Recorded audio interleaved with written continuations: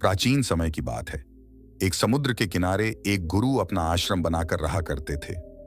हजारों शिष्य उनसे ज्ञान ग्रहण करने के लिए दूर दूर से उनके पास आकर रहते थे। गुरु का ज्ञान देने का तरीका भी बड़ा ही अनूठा था। शुरुआत में वो अपने शिष्यों को उपदेशों के माध्यम से ज्ञान देते थे। उसके बाद वो अपने शिष्यों को उस ज्ञान का अनुसरण करने के लिए कहते थे। उस ज्ञान को अपने व्यवहारिक जीवन में उतारने को कहते थे। एक बार उस आश्रम में एक सम्राट अपने बेटे को लेकर पहुंचा। उस सम्राट ने उस गुरु से प्रार्थना की कि आप मेरे बेटे को अपने आश्रम में रहने दें और अपने तरीके से उसे ज्ञान दें। उसे इस आश्रम में बिल्कुल भी ऐसा नहीं लगना चाहिए कि वो किसी सम्राट का बेटा है। उसे बिल्कुल साधारण शिष्यों की तरह ही ज्ञान देने की कृपा करें। गुरु ने मुस्कुराते हुए कहा कि सम्राट ज्ञान इसी तरीके से लिया जा सकता है। अगर तुम अपने आप को दूसरों से बड़ा समझोगे तो तुम ज्ञान ग्रहण नहीं कर पाओगे। अगर तुम्हें ज्ञान ग्रहण करना है तो तुम्हें दूसरों की तरह अपने आप को साधारण समझना होगा। यही ज्ञान ग्रहण करने की सबसे पहली सीढ़ी होती है। तुम निश्चिंत रहो, आज से तुम्हारे बेटे की जिम्मेदारी मेरे कंधों पर रही। ये कहकर गुरु सम्राट के बेटे को अपने साथ लेकर समुद्र के किनारे टहलने के लिए निकल गए। आश्रम के बाकी सभी बच्चे उस सम्राट को देख रहे थे। सम्राट अपने बेटे को अपने रथ पर बिठाकर लाया था, जिससे सभी बच्चे समझ गए थे कि ये लड़का सम्राट का बेटा है। इसी वजह से आश्रम के सभी बच्चे सम्राट के बेटे की तरह आकर्षित हो गए थे। जब गुरु सम्राट के बेटे को लेकर समुद्र पर टहल रहे थे तो सम्राट का बेटा अचानक फूट फूट कर रोने लगा। क्यों? अभी वो सिर्फ 12 वर्ष का था और 12 वर्ष की आयु में उसके पिता उसे अपने से दूर छोड़कर चले गए थे। ये सदमा वो बच्चा सहन नहीं कर पा रहा था। वो नहीं समझ पा रहा था कि उसके पिता उसकी भलाई के लिए उसे उस गुरु के पास छोड़कर गए हैं। उसे रोते हुए देखकर गुरु ने कहा कि बेटा, मैं तुम्हें चुप नहीं करूंगा। हो सकता है कि आज मैं तुम्हारे आंसू पोंछ दूं, लेकिन कल तुम फिर अपने आप को अकेला पाओगे। याद रखना, जीवन में इंसान अकेला आता है और अकेला ही जाता है। जितनी जल्दी जो इंसान इस बात को समझ लेता है, वो उतनी जल्दी आत्मज्ञान के रास्ते पर निकल पड़ता है। गुरु ने अपनी बात आगे बढ़ाते हुए कहा कि जो इंसान अकेला रहना सीख लेता है वही खुद से प्यार कर पाता है, और जो खुद से प्यार करना जानता है वो किसी के भी जाने का अफसोस नहीं करता, क्योंकि वो खुद से ही प्यार करता है।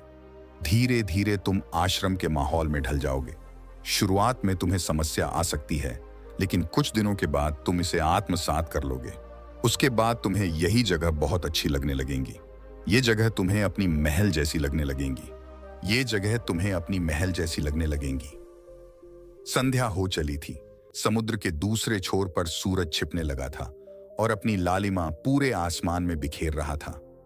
बड़ा ही सुंदर दृश्य था और गुरु शिष्य को अपने साथ लेकर आश्रम में वापस लौट आए।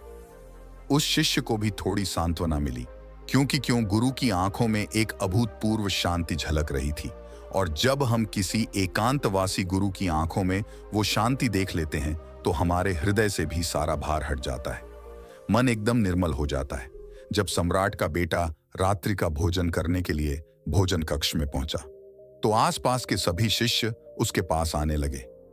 उन सभी को पता था कि ये सम्राट का बेटा है और अगर हम इससे दोस्ती कर लेते हैं तो उससे हमारा बहुत फायदा होने वाला है।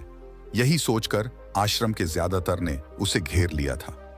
बस कुछ बच्चे जो अकेले रहने का महत्व समझते थे, जो दिखावे में विश्वास नहीं करते थे, वो उस सम्राट के बेटे के पास जाने की बजाय अपना पूरा ध्यान खाने पर लगा रहे थे और एकांत में बैठकर अपना भोजन कर रहे थे। कुछ दिनों के बाद सम्राट के बेटे की आश्रम के ज्यादातर बच्चों के साथ दोस्ती हो गई। अब वो आश्रम में उन बच्चों के साथ घूमता, उन्हीं के साथ अपना ज्यादातर समय बिताता। आखिरकार सम्राट का बेटा था, सुख सुविधाओं में पला बड़ा था। आसपास बहुत से दास औरत आसिया होते थे। आसपास अपने मित्रों से घिरे होना वही दिनचर्या उसने इस आश्रम में भी अपना ली थी। ऐसा नहीं था कि गुरु को यह सब पता नहीं था, पर गुरु उसे अलग तरीके से ज्ञान देना चाहते थे। बच्चों को ज्ञान आप उपदेश देकर नहीं दे सकते, उन्हें साक्षात्कार कराना पड़ता है। उसके बाद उन्हें वो बात समझ आती है जो आप समझाना चाहते हैं। गुरु को ये बात पता थी कि अगर मैं इसे बोलकर बताऊंगा तो ये कभी समझ नहीं पाएगा, मुझे ऐसे दिखाना पड़ेगा। पहाड़ी पर पहुंचकर गुरु ने उसे शिष्य से कहा कि अब तुम्हारा ज्ञान पूरा हो चुका है, बस एक आखिरी रात तुम्हें यहां पर बितानी होगी। उसके बाद अगले दिन शाम को मैं तुम्हारे राजमहल में तुमको पहुंचा दूंगा। वो बच्चा तो ये सुनकर बहुत खुश हो गया कि अब मैं वापस अपने राजमहल चला जाऊंगा। फिर से मेरे दास और दासियां, सारी भोग की वस्तु ये मेरे पास होंगी हों। उस शिष्य ने गुरु से पूछा कि गुरुजी, मुझे आज रात आप यहाँ पहाड़ी पर क्यों छोड़ रहे हैं? आखिर मुझे कौन सा आखिरी ज्ञान यहाँ से मिलेगा? गुरु ने मुस्कुराते हुए कहा कि यहाँ पर चट्टान के पीछे तुम्हें छिप कर बैठना होगा। यहाँ पर रोज रात को एक बाज जाता है। तुम्हें उस बाज को देखना है, बड़ी गौर से देखना है, हर गतिविधि देखनी है, और उस बाज को देखने के बाद अगले दिन अगर तुम उस बाज की खूबियां मुझे बता पाए तो मैं तुम्हें तुम्हारे राजमहल वापस भिजवा दूंगा। और हाँ, सुबह आने से पहले एक बात पर और ध्यान देना है। एक चरवाहा यहाँ पर अपनी भेड़ों को चराने के लिए आता है।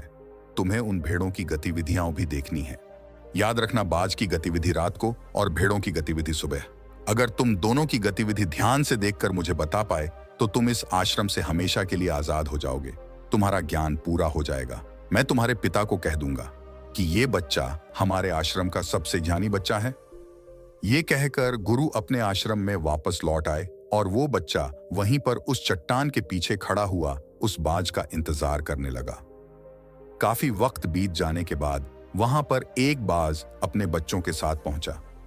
सम्राट के बेटे ने पूरी रात उस बाज की गतिविधि बड़े ही ध्यानपूर्वक देखी, और सुबह होने के बाद जब चरवाहा वहां पर अपनी भेड़ों को लेकर पहुंचा तो उसने एक अभूतपूर्व दृश्य देखा। उसने देखा कि वो बाज भेड़ की एक मेमने को अपने पंजों में दबाकर आसमान में उड़ गया। उसने उस भेड़ के बच्चे का शिकार कर लिया था।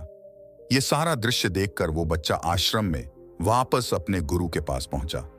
इससे पहले कि गुरु उससे कुछ पूछते, उसने गुरु को प्रणाम करते हुए कहा कि गुरुदेव, आप आश्रम के सभी बच्चों को यहां पर बुला लीजिए। मैं सब लोगों को बताना चाहता हूं कि मैंने क्या देखा। जब आश्रम के सभी बच्चे वहां पर पहुंच गए तो उस सम्राट के बेटे ने कहना शुरू किया कि मैंने अपने जीवन में बहुत से पक्षियों को देखा है, लेकिन बाज उन सभी पक्षियों में से सबसे अद्भुत और सबसे अलग होता है। उदाहरण के लिए एक तोता। हम सभी ने देखा है, तोता बोलता तो बहुत है लेकिन कभी ऊंचा नहीं उड़ पाता। लेकिन एक बाज जो कि हर समय शांत रहता है, वो आकाश को भी छू सकता है। उसमें आकाश को भी छू लेने का सामर्थ्य होता है।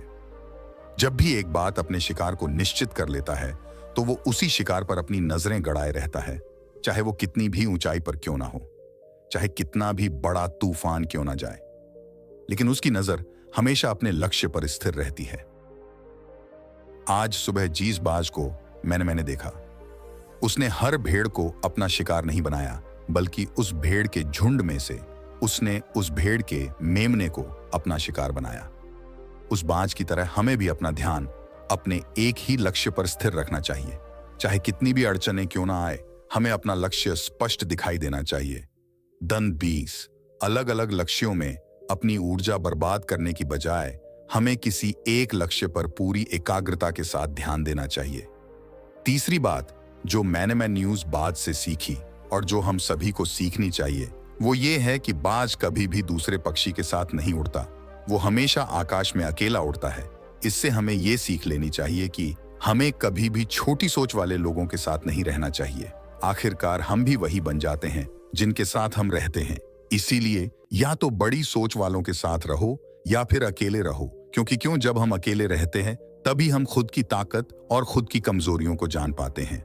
कमजोरियों को जानकर उनको दूर कर सकते हैं और अपनी ताकत को जानकर उसका सही इस्तेमाल कर सकते हैं, लेकिन वो तभी संभव होगा जब हम अकेले रहना सीखेंगे। चौथी सीख जो हमें एक बाज से लेनी चाहिए कि एक बाज हमेशा अपनी सीमाओं से ऊपर उठकर उड़ता है। जब तूफान आता है तो हर एक पक्षी अपने घोंसले की तरफ भागता है, खुद को छुपाने की जगह ढूंढता है, लेकिन बाज ऐसा कुछ भी नहीं करता। वो खुद की सीमाओं को तोड़कर और अंततः बादलों से भी ऊपर निकल जाता है और वहां तब तक उड़ता रहता है जब तक मौसम ठीक नहीं हो जाता। अपनी सीमाओं को सिर्फ इसलिए तोड़ पाता है क्योंकि वो समस्या के आने पर उससे घबराता नहीं है, उसे डरकर बचने का प्रयास नहीं करता, बल्कि एक सकारात्मक नजरिए के साथ उसका सामना करता है। जीवन में चाहे कितनी भी अड़चनें क्यों ना आए, हमें उन अड़चनों से लड़ना चाहिए, ना कि उनसे डर कर। कहीं छुप कर बैठना चाहिए। बहादुर तो वो लोग होते हैं जो तूफानों से टकरा जाते हैं। कायर तो अपने घर में, अपने घोंसघोंले में अपनी जगह ढूंढ कर बैठ जाते हैं। पांचवी बात जो हम एक बाज से सीखनी चाहिए कि बाज कभी भी अपने घोंसघोंले में घास के कोमल तिनके नहीं रखता। जो तिनके कोमल होते जाते हैं वो उन्हें निकाल कर फेंकता रहता है। उसी तरह चाहे कितनी भी आरामदायक जिंदगी आपको मिली हो, लेकिन उस आराम से ऊपर उठकर अपने आलस्य को तोड़कर जीवन में मेहनत करते रहना चाहिए। जीवन में पसीना बहाना चाहिए, शारीरिक मेहनत करनी चाहिए। अपने घोंसघोंले से कोमल तिनके उठाकर फेंक दो और आज ही अपने आलस्य को तोड़कर निकल पड़ो। हर दिन अपने आप को चुनौतियां दो, हर दिन मुश्किलों से लड़ो, क्योंकि क्यों वही मुश्किलें तुम्हें मजबूत बनाएंगी। जंगल के राजा शेर को भी झुंड बनाकर शिकार करते हुए देखा जा सकता है, लेकिन बाज हमेशा अकेला शिकार करता है, क्योंकि क्यों वो जानता है कि भीड़ हौसला तो देती है मगर साहस छीन लेती है। आदमी को हमेशा अकेले ही आगे बढ़ना होता है। यही कारण होता है कि वो जल, थल और नभ सभी जगहों पर अपने शिकार का परचम लहरा सकता है। बाज की उम्र लगभग 70 साल की होती है, लेकिन 40 साल में ही उसका शरीर बूढ़ा हो जाता है। नाखून उसके पैरों में ढसने लगते हैं, पंख उसके शरीर में चिपक जाते हैं, उसकी चौंचों मुड़ जाती है, उसका शरीर भारी हो जाता है। ऐसी स्थिति में शिकार करना तो क्या उड़ने की भी हालत नहीं रहती उसकी। ऐसे में उसके पास सिर्फ 2 विकल्प होते हैं। पहला, या तो वह खुद की इस अवस्था को स्वीकार कर लें और भूखा प्यासा मर जाए, या किसी दूसरे जानवर का शिकार बन जाए। और दूसरा विकल्प यह होता है कि वो 6 महीने एक बहुत ही दर्दनाक प्रक्रिया से गुजरे और खुद को फिर से पहले जैसा मजबूत बना ले। लेकिन बाज तो बाज है, वो दूसरा विकल्प चुनता है। इसके लिए वो खुद को एक बहुत ही ऊंचे पहाड़ पर ले जाता है, जहां वो पहले अपनी सोच से अपने सारे पंख खींच कर उखाड़ देता है और फिर चट्टान पर पैर मार मार कर अपने पंजे तोड़ देता है। उसके बाद उसी चट्टान पर अपनी चोंचों को पटक पटक कर तोड़ देता है और इस लहूलुहान अवस्था में खुद को दूसरे जानवरों से छुपाता फिरता है। अगले 6 महीने तक वो इसी दर्दनाक प्रक्रिया से गुजरता है और इंतजार करता है नए चोंचों, नए पंख और नए पंचों का।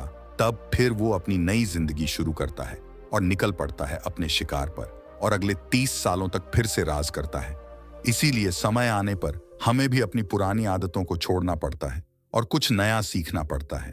समय के साथ बदलना पड़ता है, अपने आप को तैयार करना पड़ता है, वरना हमारा भी शिकार हो सकता है, हम भी पीछे रह सकते हैं। इसके बाद सम्राट के बेटे ने भेड़ों की विशेषता बताते हुए कहा कि भेड़ हमेशा झुंड में चलती है।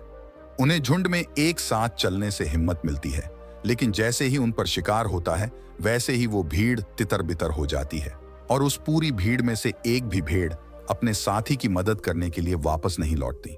इससे हमें ये सीख मिलती है कि हमारे साथ कितने भी लोग खड़े हो, किसी पर भी यकीन नहीं करना।